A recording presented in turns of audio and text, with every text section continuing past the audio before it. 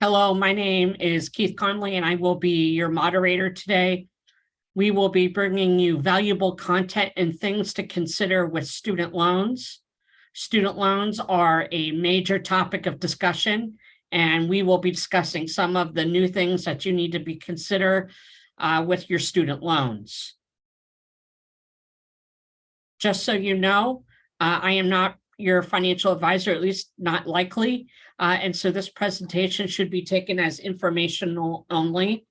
Student loan consulting should only be specific for each individual. There is no cookie cutter advice. And nothing here should be taken as advice for your specific situation. When considering student loans, there's a number of factors that should be considered, including your marital status, your income, your family size, future endeavors. And like I said, no one situation is the same and everyone is unique.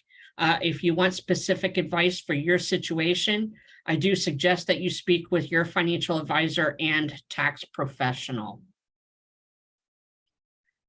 Today is June 30th of 2023, and the Supreme Court has just ruled on President Biden's endeavor to cancel $10,000 to $20,000 of many student loan borrowers' balances through executive action.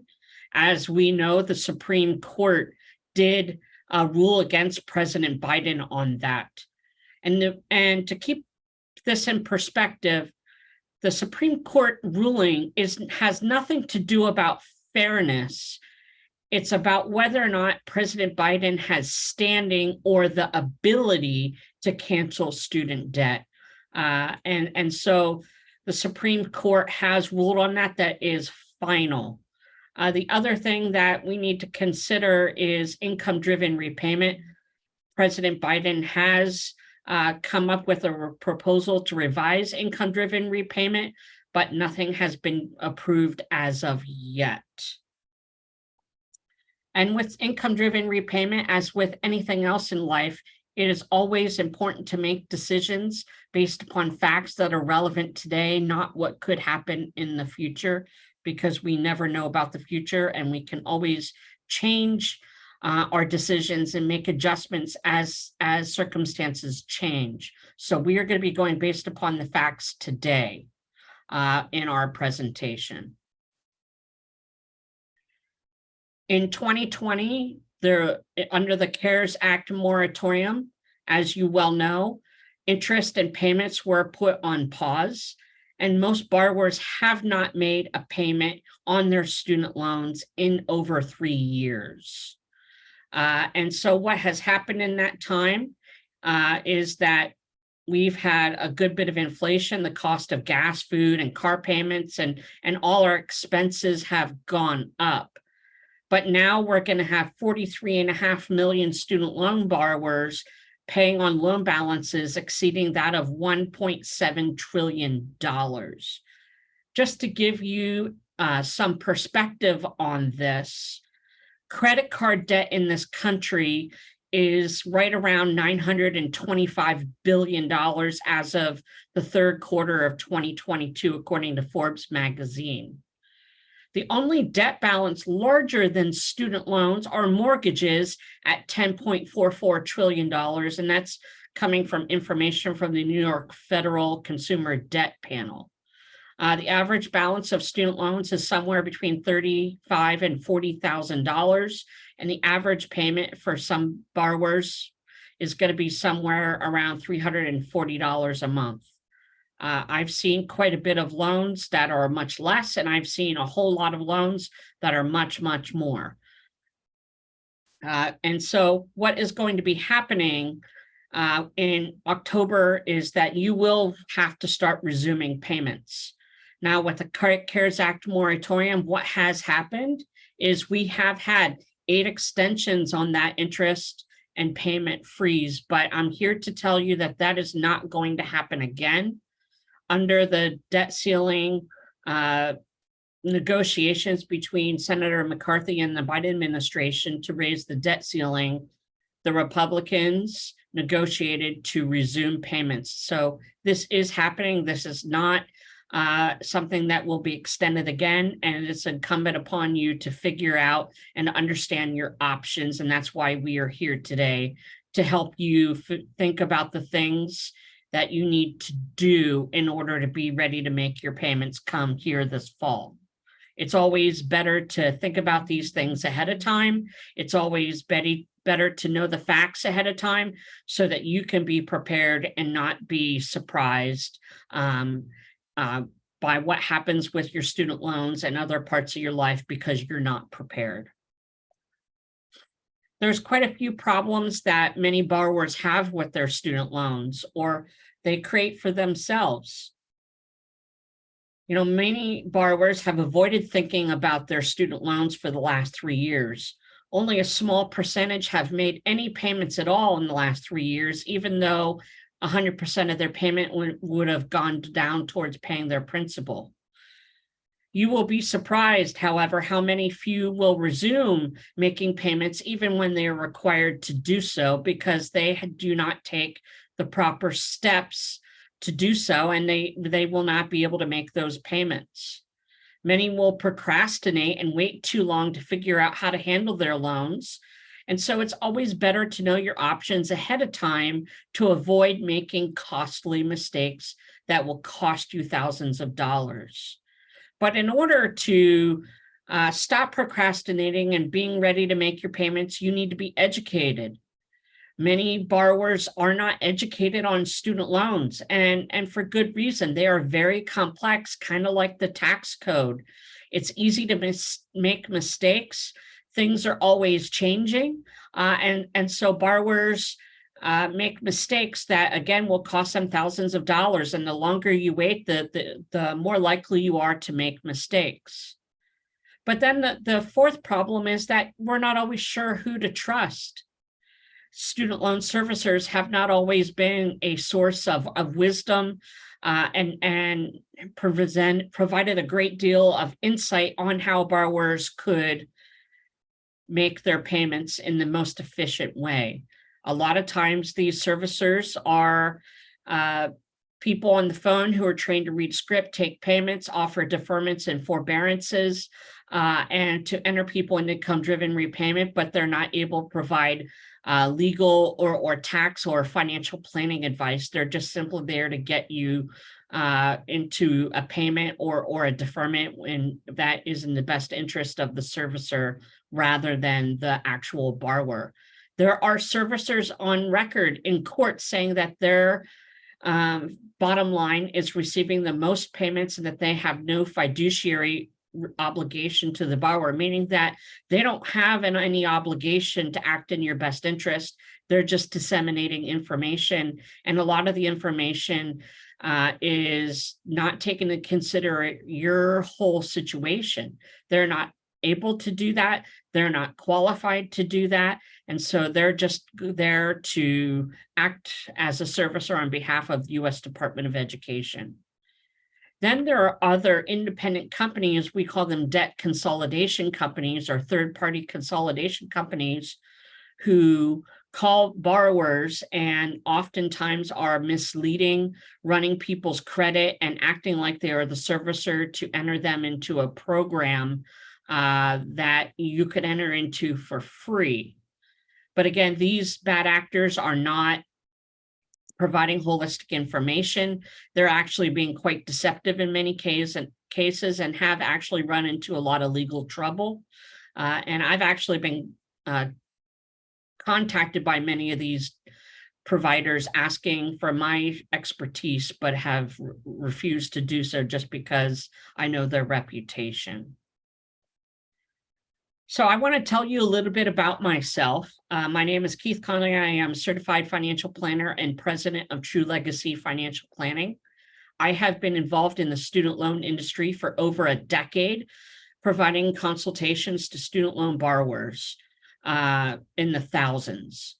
I began my expertise in student loans at Fed Loan, which is now closed. It was based in Harrisburg, Pennsylvania.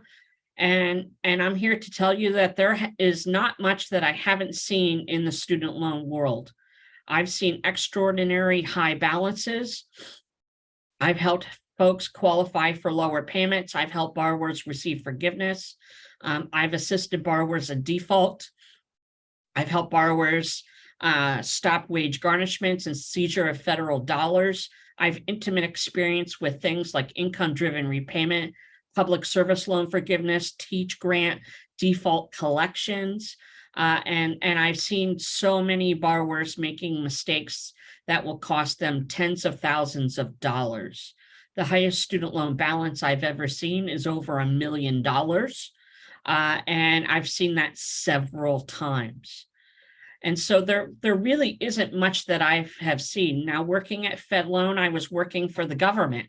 I was working for the state of Pennsylvania, who was contracted by the U.S. Department of Education to service these loans, but I was never very happy about that. I was literally the guy issuing wage garnishment orders and taking people's Social Security on defaulted loans. And now I have come out on the private practice side, and I'm helping borrowers figure out what's the best option for them.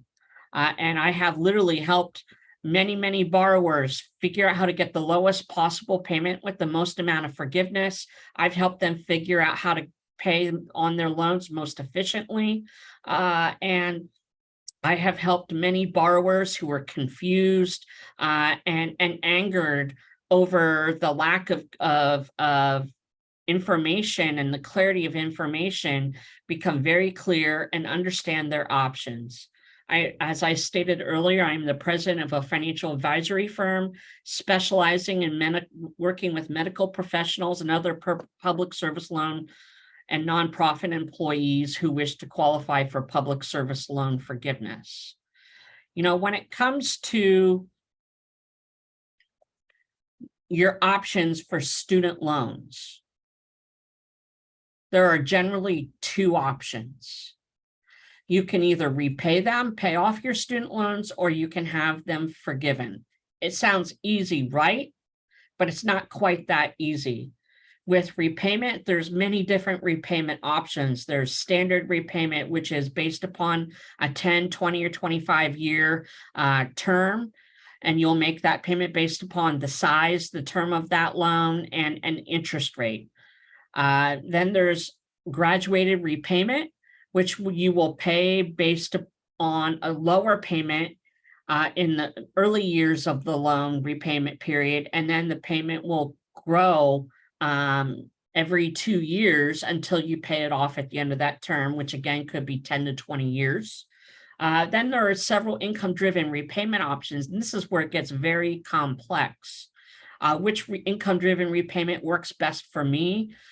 Which income-driven repayment is going to get me the lowest payment, and how do I qualify for income-driven repayment, and what are my obligations for income-driven repayment, and what is the information that I need to provide to qualify for income-driven repayment? There's other considerations like consolidation and refinancing, and I'm here to tell you that if you're considering consolidating or refinancing your loans, if they're still federal loans, these are loan decisions that must be taken with great care. It's not that they're necessarily bad options, but if you do them at the wrong time for the wrong reasons, they could have very serious consequences for how you would handle your student loans and could cost you tens of thousands of dollars. The other option is forgiveness. And there are many programs out there, and many people have this idea that it's not attainable, that it's like a pipe dream. And there's good reason for that. Many borrowers have tried to qualify for loan forgiveness and been denied over and over again because they didn't meet the criteria. And those criteria, especially for programs like public service loan forgiveness, have been very complex. Earlier in the Biden administration, he helped many folks in the public service loan forgiveness by temporarily reducing the requirements. But moving forward at this point, borrowers are held to the original 5 requirements for public service loan forgiveness. There are other programs out there like Teach Grant. There are opportunities for medical professionals working in low-income areas. There are many different forgiveness programs, and they are attainable. You just need to know what the requirements are and abide by them very strictly. Here are several student loan mistakes to avoid. Procrastinating. The moratorium on interest and payments, again, will not be pushed back. You will be required to make room in your budget to start making payments. You could defer the loans, but again, interest will start accruing. And if your loans do go into default, you will be subject to wage garnishment and a negative trade line on your credit score. If the more you procrastinate, the harder it is going to be to keep your loans in good standing. And deferments only go for so long. They can't just do them inevitably forever. There will come a time where you will be required to start making payments. And the more you procrastinating making payments, those loans will get bigger and bigger and bigger because of the interest accumulating. They'll be compounding. So you really don't want to procrastinate understanding your loans, your options, and start making payments. Your payments could be potentially very low depending on your income, but if you don't make the steps to understand that and to take the proper steps to get qualified for that, then you're just going to be running into more and more problems with those loans, and they're going to grow and your payment is going to get bigger, and eventually you're going to fall into default and have other negative consequences.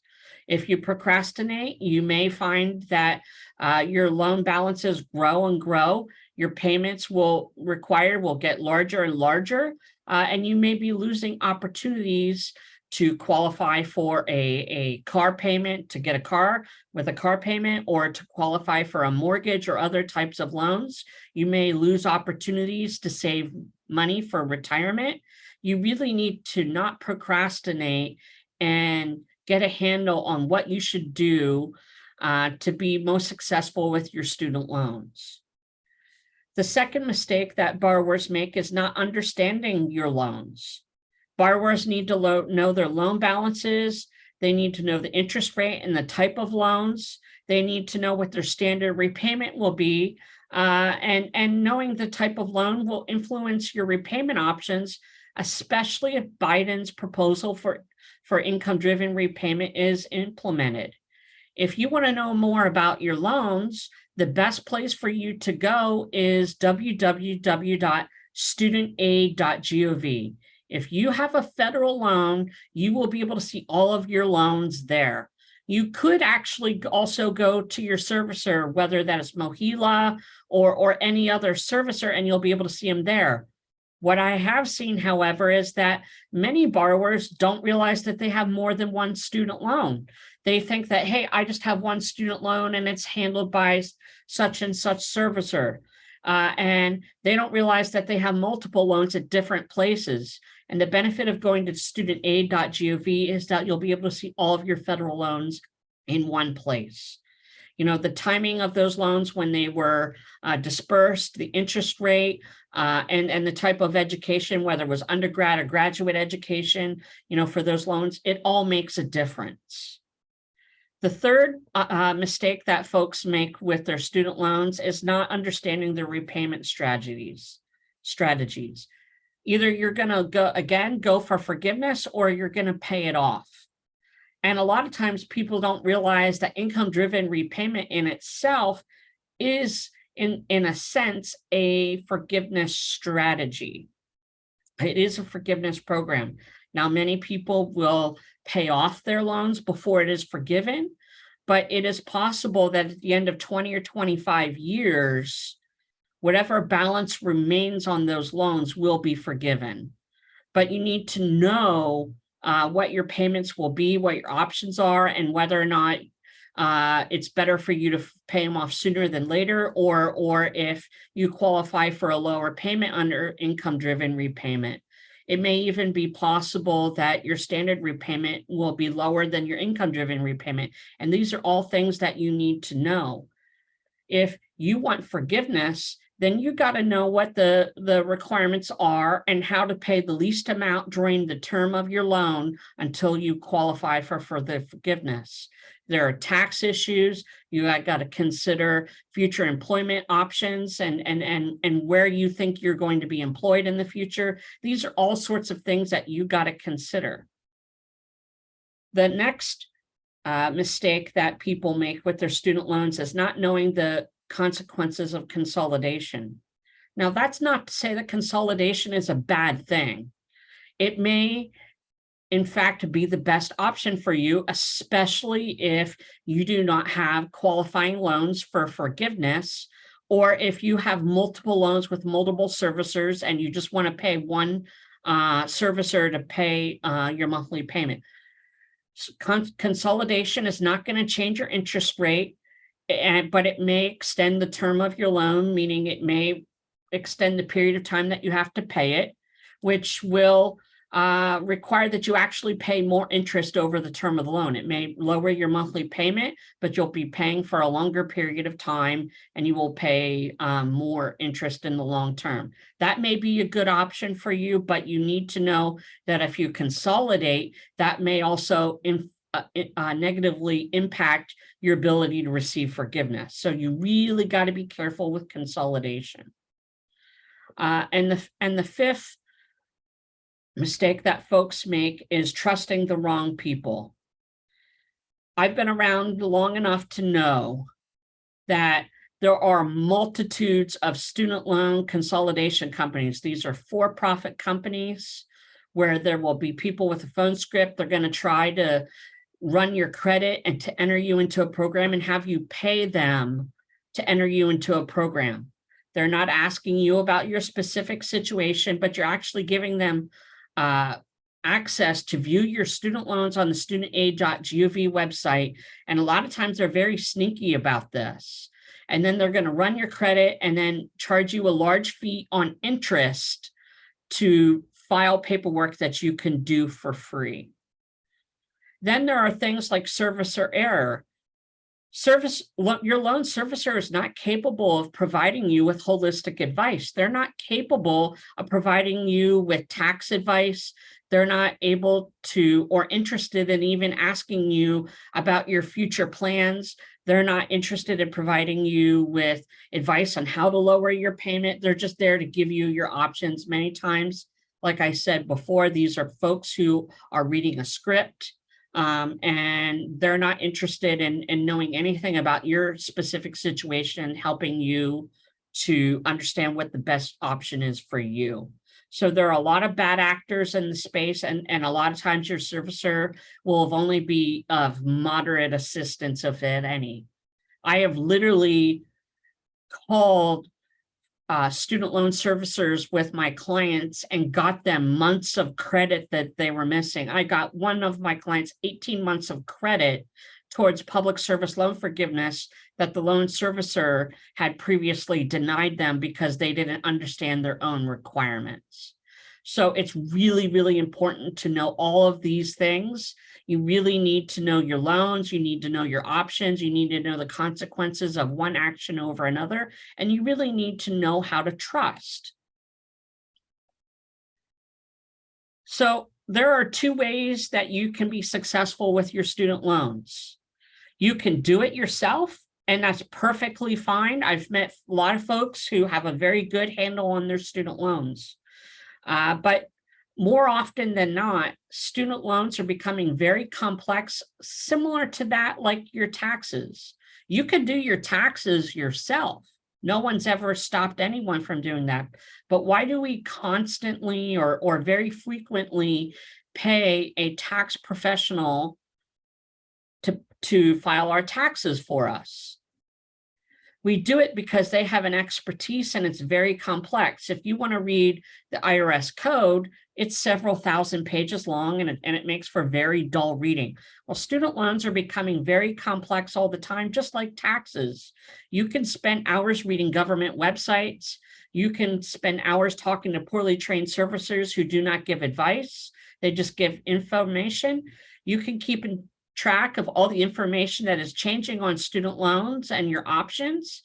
And if that's the route you want to go, I wish you very well. You may do a great job, but more often than not, I've seen a lot of value in utilizing a professional to help you understand your repayment options and to help you be most successful. I regularly see people who are paying too much or not getting the forgiveness they should be qualifying for because they do not know or understand the requirements. Personalized student loan consultations are available to you through True Legacy Financial Planning. You will receive an online access to financial planning portal called Right Capital, where you can integrate and view all of your financial data. You will receive a one-on-one consultation with an experienced student loan expert in the financial services industry who has worked with thousands of student loan borrowers. In this consultation, we will review your cash flow, your budgeting, your debt. We will look at your insurances and potentially even look at your investment recommendations to make sure that all of this is working for you with your student loans. We will explore strategies to ensure your ability to have someone else make your student loan payments if you're sick and injured and unable to work. The benefits of student loan consulting are numerous and too many to list here, but I want to start with just saying that we can bring you peace of mind through your student loans, knowing that you will keep your loans in good standing and current. You'll have a good repayment and forgiveness strategy that will work in your best interest, and you will know how to properly manage your student loans moving forward. You will know the right questions to ask your servicer to make sure that you stay on track with your repayment or forgiveness strategy. A student loan consultation may even potentially raise your credit score because you're going to be on time with your payments. And a student loan consultation may help you possibly save more for retirement and help you to build wealth. And we are happy to do that for you for a one-time fee of $997. And here's where how you get started. Go to our website, which is truelegacy.fp, and I'm going to show you how to do that right here. Going to our website. You go to our website and you click on the client login and click on Right Capital.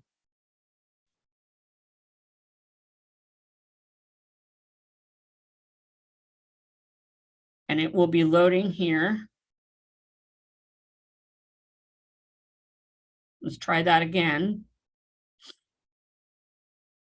And you can create your online portal. You will integrate all of your financial information in a very secure platform called Right Capital. You'll upload your student loans.